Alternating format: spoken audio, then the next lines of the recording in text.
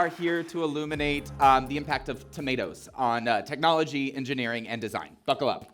I'm Janielle Kastner. And I'm Brigham Mosley, a sneaky boy who found his way into TEDxSMUWomen, an environment I resolutely prefer. Thank you for having me. Now, we both are playwrights. We'll talk more about that in a minute. Because first, we have an incredibly important question to ask you. The most important decision of your life. Be honest. Do you believe a tomato to be a fruit or a vegetable? All right, now if you are team fruit, I want you to clap it with me. I am team fruit. Yes. I don't know if we caught everybody. All right. I am team fruit. Okay, wonderful. And if you are team vegetable, clap with me. I am team vegetable. Like 50-50. Hey there, everybody. Okay, so now we have a world with two factions holding very dearly onto their personal truths. Truths which, mind you, are both supported by the time-tested Merriam-Webster.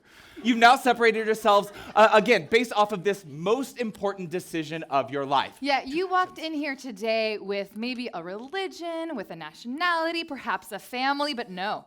This is who you are now. Mm-hmm. You are a fruit or a vegetable. Mm-hmm. Okay, so we've got our fruit people. Where are my fruits again? I am a fruit.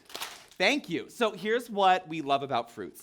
You walked in here and you were like, okay, pulpy, edible fruit, full stop, okay? You see the unshakable foundation of definitions. You look at this world and you go, koala bear? Nah, son, that's a marsupial. Okay, you carry the banner of linguistic and biological integrity. Mm-hmm. And so it doesn't matter if you believe a tomato is a fruit or a vegetable, or even if you accept that folks are smuggling this fruit into veg land. You know that words have to mean something in order for our society to function. You love your encyclopedia. You do the New York Times crossword puzzle in pen. Okay, you know that a fruit is a fruit by definition. We don't get to change what words mean. Show me the fruit pride. I am one of you. I am a fruit. Thanks. Okay, wait, but hold on. Let's hear from the vegetable folks. I am a vegetable. Now, I resent the implication that the vegetable folks don't like encyclopedias or do the New York Times crossword. Sure, maybe they do it in pencil because they reserve the right to figure things out. See, they understand that language is fluid. A word means what people mean when they use it. See, it says that a tomato is eaten as a what? Thank you.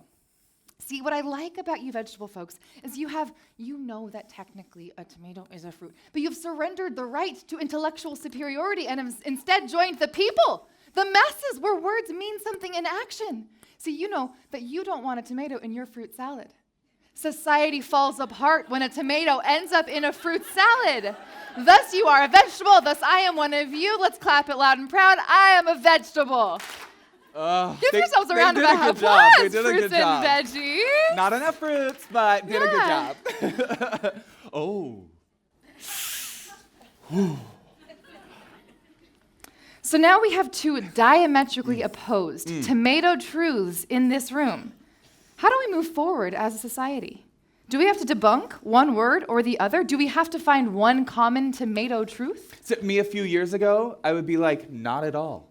You want to believe a tomato is beef? Go ahead, do you? Yeah, we're theater makers. Truth is a very malleable term. We like our truth fuzzy. We like multiple, compelling, but contradictory, sexy truths at once. Yeah, I mean, we write plays, which is basically lying. Yeah, fictional worlds with fabricated people. One could argue that all we do is lie. Art is a lie that tells the truth. Picasso. We didn't even fact check that. We did a light Google. Yep, okay. See, and as playwrights, we like our words evocative and powerful. But slippery and poetic. But then we were pulled out of our natural habitat and were commissioned by the Dallas Morning News to write a play about journalism. What it is, why it matters. Daunting, right? So suddenly we're in a newsroom and we meet this group of people whose whole job, as far as we can tell, is to tell us what happened. Like, that means whatever happens, they have to look at it. Look at it. And then look at it again. And not only do they have to look at it, they have to tell the truth about it. A whole room full of people trying very hard to tell the truth. Like, the truth. Capital T, truth, like a singular truth. They don't have the luxury of multiple contradictory, sexy tomato truths. Yeah, and not only do they have to tell the truth, they have to find clear, unshakable clarity in each of their words. An example.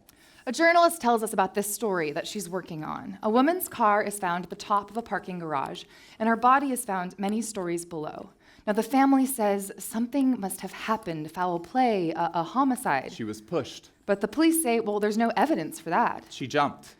But we know something happened, something that mattered, and it's this journalist's job to tell us about it. But the only tools that she has are Words. But every word has a Charge. So what did you pick? We asked her. Jumped? Pushed? And she picked a third option. She fell. The thing that happened regardless.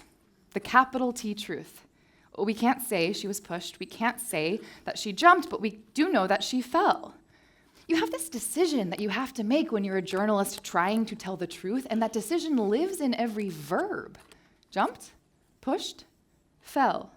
So while we get to look inside of ourselves and argue about our relationship to words, perspectives, belief, fruit, Vegetables. Meanwhile, things are happening. And someone has to find the words for it. There was a woman who mattered. I want to tell you about it. More details as the story breaks. Because someone has to look at it. Look at it. Look at it again. So then we start learning about the scale of this thing. That a big part of journalism is fighting corruption, holding local institutions accountable, and protecting democracy. We learn about the struggles of limited resources, of attacks on credibility, of 24-hour workdays covering the worst events in your area, and the impossible task of finding perfect words to build perfect trust so people will believe you and they will look at it. Look at it. Look at it again. And the more closely we pay attention to how each word ends up on each page at our local newspaper, the bigger this whole thing gets. Because every word asks a question about truth. Can we know things really? Which is a question about trust. Can we believe anyone? Which is a question about safety. What happens when what happens to me? Which is a question about community. When I'm in trouble, will anyone care? Which is a question about loneliness. Is someone gonna look at it? Look at it. Look at it again? Or if this whole thing falls apart, will we all be terribly, terribly alone?